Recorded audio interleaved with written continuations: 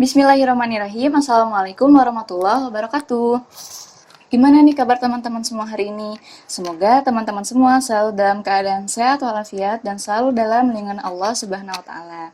Dan semoga teman-teman juga selalu semangat menjalani ibadah puasa sampai hari terakhir puasa nanti. Amin amin ya rabbal alamin. Nah, teman-teman, sebetulnya video ini itu dibuat dalam rangka untuk memenuhi tugas UTS atau yang biasa disebut ujian tengah semester pada mata kuliah Teori Pesan Dakwah yang diampu oleh Bapak Erfiansyah MSOS. Nah, tapi aku juga mau buat video ini hitung-hitung untuk sekalian sharing-sharing sama teman-teman semua yang nonton video ini tentang apa aja sih yang udah aku dapetin selama aku belajar mata kuliah teori pesan dakwah ini. Jadi langsung aja yuk kita ke materi yang pertama.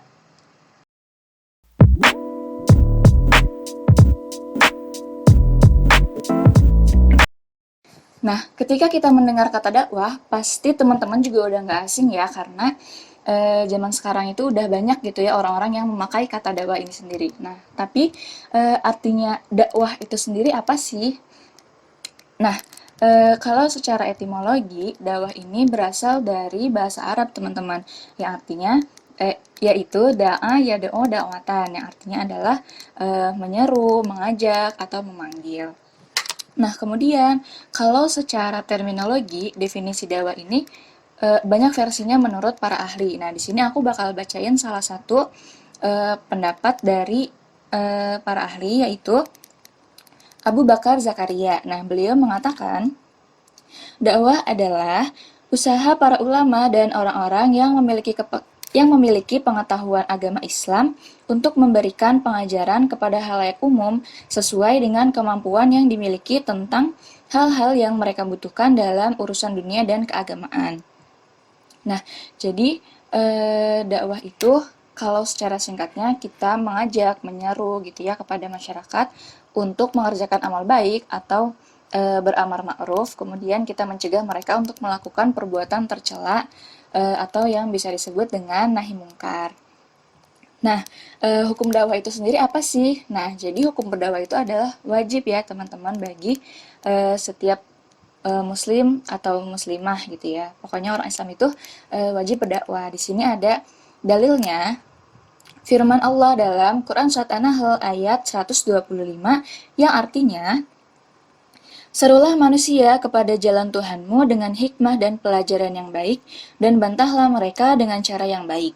Sesungguhnya Tuhanmu dialah yang lebih mengetahui tentang siapa yang tersesat dari jalannya, dan dialah yang lebih mengetahui orang-orang yang mendapat petunjuk.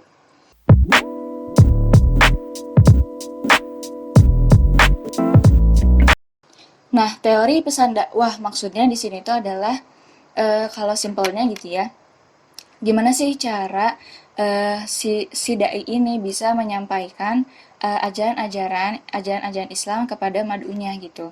Materi-materi apa aja yang harus disampaikan, kemudian caranya bagaimana, kemudian cara mengekspresikannya seperti apa, kayak gitu teman-teman. Nah, di sini teori pesan dakwah ini ada 5. Yang pertama adalah teori hermeneutika. Nah, kalau secara harfiah, hermeneutika ini artinya adalah tafsir. Nah, teori ini itu pada mulanya banyak dipakai oleh orang-orang untuk menafsirkan teks-teks dari ayat suci Al-Quran, teman-teman. Nah, kemudian yang jadi pembahasan dalam teori ini adalah gimana sih caranya pendai ini bisa mengkomunikasikan pesan antara Tuhan dengan orang-orang awam gitu. Jadi gimana sih si dai ini bisa secara akurat dan tepat menyampaikan ajaran-ajaran yang sudah Allah turunkan untuk kita gitu ya. Kemudian mengekspresikan si bahasanya ini itu sesuai dengan masyarakat-masyarakat yang mau didakwahi oleh dia gitu. Dan tentunya apa-apa yang disampaikan ini harus sesuai dengan ajaran Islam ya teman-teman, dan kemudian harus sesuai dengan apa-apa yang ada dalam Al-Quran dan As-Sunnah. Nah, contohnya nih, misalnya kita mau ngedakwahin para pekerja pabrik, berarti kan kita harus menyesuaikan nih kata-katanya, kemudian kayak fakta-faktanya kita harus lebih banyak eh, mencari fakta yang seputar yang berhubungan tentang dunia pabrik gitu ya. Misalkan eh, kalau misalnya dikasih sogokan itu gimana, terus ya banyak lah gitu ya contohnya. Kemudian kalau kita mau ngedakwain remaja juga kita harus memperbanyak apa ya, belajar bahasa gaul gitu misalnya, atau kemudian kita harus lebih cair. Kemudian yang tadi juga contoh-contohnya harus lebih banyak tentang seputar keremajaan gitu, misalnya tentang kenakalan remaja, terus kemudian ya tentang maksiat atau tentang menuntut ilmu, terus kemudian berbakti kepada kedua orang tua, dan masih banyak lagi gitu ya. Nah, itu ketika kita melihat kondisi masyarakatnya, misalnya dia di pedalaman atau di kota gitu ya, kita sebagai pendai ini harus bisa mengolah kembali kata-katanya teman-teman. Jadi jangan sampai bahasa yang seharusnya dipakai untuk berdakwah di kota kita pakai di desa gitu ya. Otomatis orang yang ada di desa ini bisa jadi mereka kurang mengerti gitu, kurang paham dengan bahasa yang kita ucapkan gitu. Maka dari itu kita sebagai pendai ini harus pinter-pinter nih teman-teman, gimana nih cara mengolah kata-kata, kemudian penyampaiannya gimana supaya masuk dan cocok dengan orang-orang yang mau kita dakwahi seperti itu. Nah, kemudian selanjutnya ada teori filantropi. Nah, teori filantropi ini adalah tindakan seseorang yang mencintai sesama manusia serta nilai kemanusiaan sehingga menyumbangkan waktu, uang, dan tenaganya untuk menolong orang lain. Nah, biasanya istilah ini itu diberikan kepada orang-orang yang suka beramal gitu, teman-teman. Misalnya orang-orang yang suka jadi donatur, kemudian sering menyumbang, sering bersedekah gitu kepada orang-orang yang kurang mampu. Nah, tapi di sini itu tujuannya adalah untuk beramal gitu, bukan untuk tujuan terselubung yang lain atau apa namanya, pencitraan dan sebagainya. Tapi ini pokoknya murni benar-benar untuk ya untuk beramal gitu, bersedekah. Nah, kemudian selanjutnya ada teori behaviorisme. Nah, teori behaviorisme ini singkatnya adalah perkembangan perilaku. Jadi di sini eh, perkembangan perilaku yang dapat diukur, diamati, dan dihasilkan oleh respon pelajar terhadap rangsangan. Nah, tanggapan terhadap rangsangan ini bisa kita perkuat dengan umpan balik yang positif dari mereka, atau bisa jadi mereka juga memberikan umpan balik yang negatif gitu, yaitu sesuai dengan ya gimana sih pelajar tersebut terhadap perilaku kondisi yang diinginkan. Nah, kemudian ada teori linguistik. Nah, jadi secara singkatnya, teori linguistik ini adalah pendekatan bahasa. Nah, teori linguistik ini adalah bidang penelitian bahasa yang dilakukan untuk mendapatkan kaidah-kaidah yang berlaku dalam bahasa manusia pada umumnya. Nah, ini menurut Kri Dalaksana pada tahun 2008.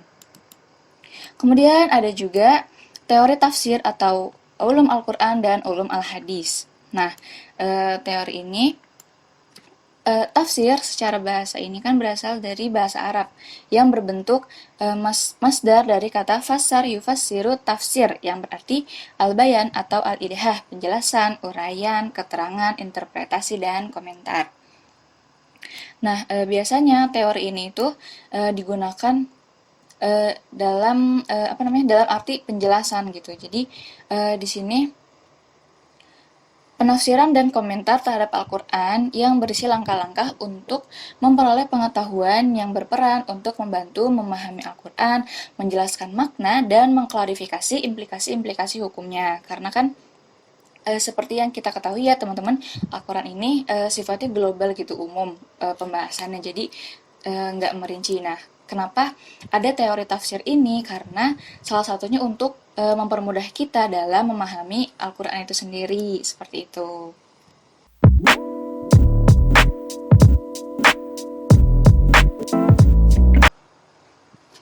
Nah, kemudian nih teman-teman, ketika kita mau berdakwah, yang pasti kan kita butuh materi gitu ya. Dan kemudian materinya ini kita nggak bisa asal-asalan. Jadi di sini kita harus tahu dulu nih materinya kita dapat dari mana, sumbernya dari mana. Nah, Materi ini bisa kita sebut sebagai madah. Nah, madah ini adalah pesan-pesan dakwah yang menjadi isi dakwah seorang dai yang disampaikan kepada mad'u. Nah, kemudian di sini sumber pesan dakwah ini ada beberapa nih teman-teman.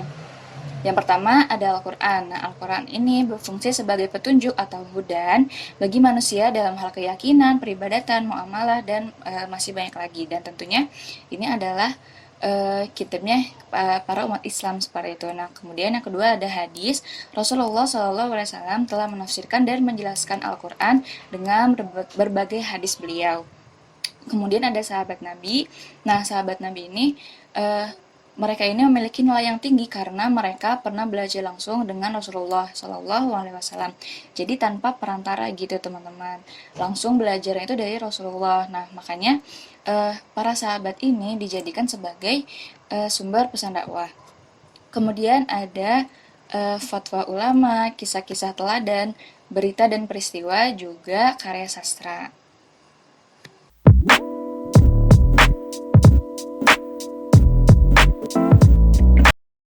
Nah, kemudian ketika kita mau berdakwah nih, kita nggak bisa asal sembarangan aja, tapi di sini ada langkah-langkahnya atau ada step-stepnya. Yang pertama adalah survei awal tentang kondisi mad'u. Seperti yang sudah aku jelasin tadi, eh, kalau kalau misalnya kita mau berdakwah sama orang publik, berarti kita harus menyesuaikan gitu bahasanya. Kemudian kalau kita mau dakwah dengan orang-orang yang ada di kota gitu, kita juga harus menyesuaikan bahasanya harus seperti apa, perilakunya seperti apa. Kemudian kalau mau berdakwah dengan sasaran dakwahnya adalah para remaja gitu ya, kita harus menyesuaikan juga gitu apa yang mereka suka. Kemudian caranya bagaimana, kan kalau remaja zaman sekarang itu kan gak suka ya kayak ceramah yang benar-benar monoton gitu, harus ada kayak hiburannya, misalnya ada tayangan video, entah itu ice breaking dan semacamnya.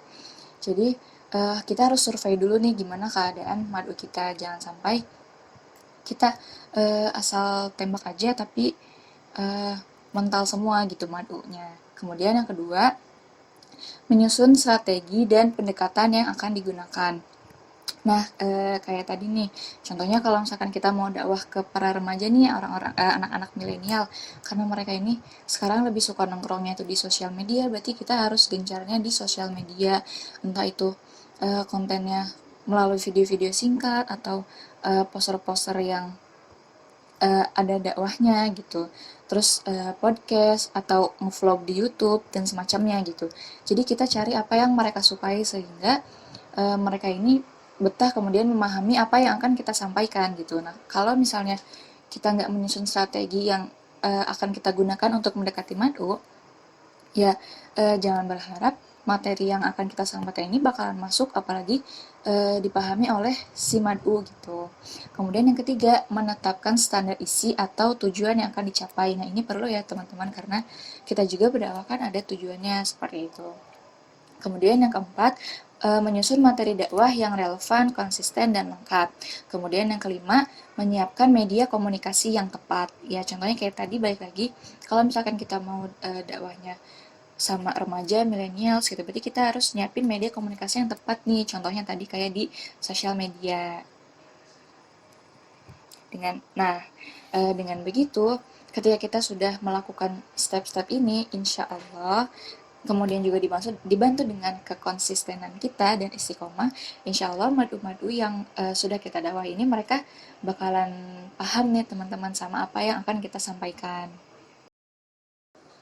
Nah, mungkin sekian materi yang bisa aku sampaikan dan yang aku pahami, juga yang sudah aku dapat dalam mata kuliah teori pesan dakwah. Semoga sedikit banyaknya bisa bermanfaat buat teman-teman semua materi-materi yang sudah aku sharing tadi. Dan mohon maaf bila masih terdapat banyak kesalahan dalam menyampaikan materi yang ada. Wassalamualaikum warahmatullahi wabarakatuh.